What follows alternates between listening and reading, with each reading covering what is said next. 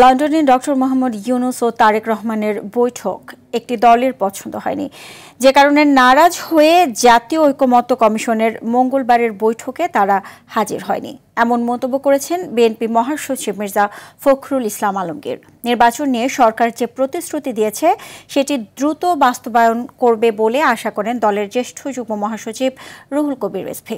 রুদ্র রফিকের report. Dhaka মহানগর উত্তর বিএনপির দলীয় সদস্যপদ নবায়ন উপলক্ষে রাজধানীর উত্তরায় এই আয়োজন। এতে যোগ দেন ওয়ার্ড, থানা ও মহানগরের বিভিন্ন পর্যায়ের নেতৃবৃন্দ।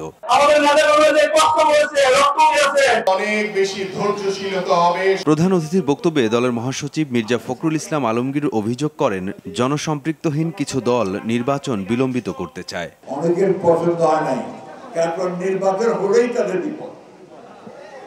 এখন নির্বাচন নাই, তাদের অনেক গুরুত্ব আছে।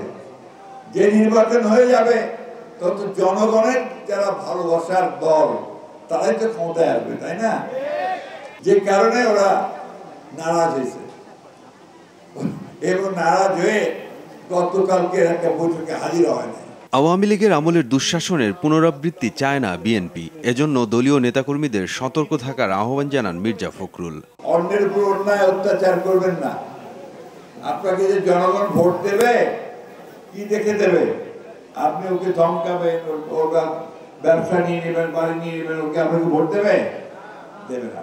আমরা একটা নতুন বাংলাদেশ চাই, পরিবর্তন চাই, ওই আওয়ামী লীগের আগের মতো দুঃশাসন চাই না। এর আগে নরসিংদী জেলা বিএনপির নবগঠিত কমিটিকে সাথে নিয়ে শহীদ প্রেসিডেন্ট জিয়াউর রহমানের সমাধিতে শ্রদ্ধা নিবেদন শেষে রুহুল কবির রিজভী বলেন, যত দ্রুত নির্বাচন তত দ্রুত গণতন্ত্রের উত্তরণ। অবাধ সুষ্ঠু নির্বাচনের মধ্য দিয়ে জনগণের নির্বাচিত সরকার গঠিত হবে।